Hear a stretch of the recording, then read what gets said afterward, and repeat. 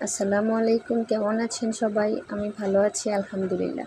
আমাদের সিলিন্ডার যে গ্যাসটা আছে ওইটা শেষ হয়ে গিয়েছে, এই জন্য আমি কারেন্টের চুলায় একটা তরকারি বসাবো আর মাটির চুলায় আমার আম্মা বসাবেন। তো আমি এখানে মাংসটা রেডি করে দিচ্ছিলাম। কয়েকটা টমেটো পিস করে দিচ্ছি। ফার্মের মুরগি বা দেশি মুরগি যে কোনো মুরগিতে আমি এই টমেটোটা ইউজ করি।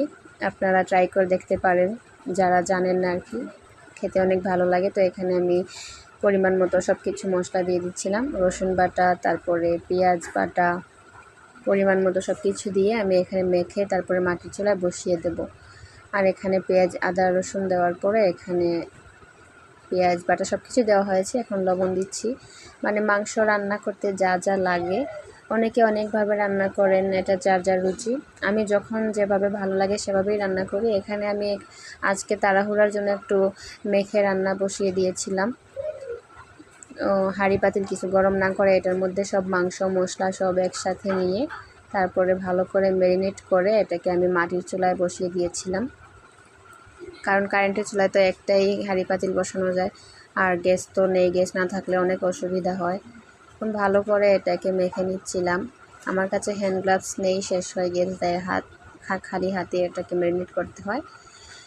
এইদিকে গরম মশলা দিয়ে দিয়েছি, তারপরে ভালো করে ম্যারিনেট করার পরে আমি এটা আম্মার কাছে দিয়ে দিছি। তারপরে এখানে আমি কারেন্টের চুলায় বসিয়ে দিলাম ইলিশ মাছ রান্না করার জন্য। তো এখানে একটা ছোট ইলিশ ছিল, এই ছোট ইলিশকে আমি একটু নতুনভাবে রান্না করার চেষ্টা করছিলাম। আপনারা এভাবে ট্রাই করে দেখতে পারেন, খুবই ভালো লাগছে এভাবে খেতে।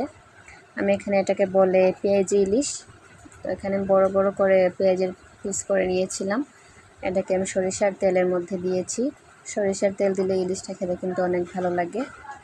সরিষার তেল দিয়ে দিয়েছিলাম। তারপরে এখানে অনেকগুলো পেঁয়াজ কুচি দিয়েছি। মানে মাছ যতটুকু থাকবে তার থেকে দ্বিগুণ বেশি পেঁয়াজগুলো দিতে হবে এই রান্নার মধ্যে, তাহলে এটার স্বাদটা ভালো আসবে। তারপরে এটা ভালো করে নাড়াচাড়া করে আমি আস্তে আস্তে সবগুলো মশলা দিয়ে দেব। যেরকম মশলা আমরা সবসময় খাই, 3 রকমের মশলা, সাথে জিরা আছে, এগুলো পরিমাণ মতো করে দিলেই রান্না হয়ে যাবে। রান্না করছিলাম আর এদিক ওদিক দেখছিলাম, আমার ক্যামেরাটা নড়ছিল। এটা সবসময় হয়, আমার ভাতিজা কুলে থাকলে যেটা হয় আর কি, সবসময় ক্যামেরা নড়ে।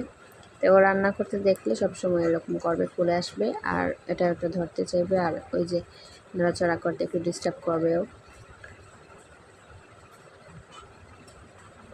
তো আমার রান্নার রেসিপি আমি শেয়ার করি না কারোর সাথে, না আমি কাউকে শিখাই না। এটা আমি যেভাবে রান্না করি সেটাই শুধু শেয়ার করছিলাম শুধুমাত্র। তারপরে আমি কিছু টমেটো কুচি দিয়ে দিয়েছি। মাছ ভুনাতে আমার এই টমেটো দেওয়াটা অনেক ভালো লাগে, যে কারণে টেস্টটাও ভালো আসে। টমেটো হালকা সিদ্ধ হওয়ার পরে আমি এখানে কয়েকটা কাঁচামরিচ দিয়ে দিলাম। তারপরে ইলিশগুলো ভালো করে ধুয়ে রেখেছি, এটা এখন দিয়ে দিলাম। ইলিশটাও ছোট ছিল, যে কারণে আমি পেঁয়াজ ইলিশ রান্না করলাম, অনেক ভালো লাগে। তো এখানে অনেকগুলো ধনেপাতা কুচি করে রেখেছিলাম, অনেক পরিমাণে দিয়েছি। আর এদিকে মাংসটা রান্না হয়ে গিয়েছে। এখন আমি এটাকে ভালো করে নেড়ে চেড়ে একটু পরে দেখলাম রান্নাটা হয়ে গিয়েছে। আপনাদের কাছে যদি আমার ভিডিওটি ভালো লাগে লাইক কমেন্ট শেয়ার করবেন, ফলো দিয়ে যাবেন, একটাই অনুরোধ। আর যদি ভালো না লাগে তাহলে স্কিপ করবেন, তবুও কেউ বাজে মন্তব্য করবেন না। আপনাদের কাছে আমি আশাবাদী যে আপনারা আমাকে পাশে থেকে সাপোর্ট করবেন। সবাই ভালো থাকেন, আল্লাহ হাফেজ।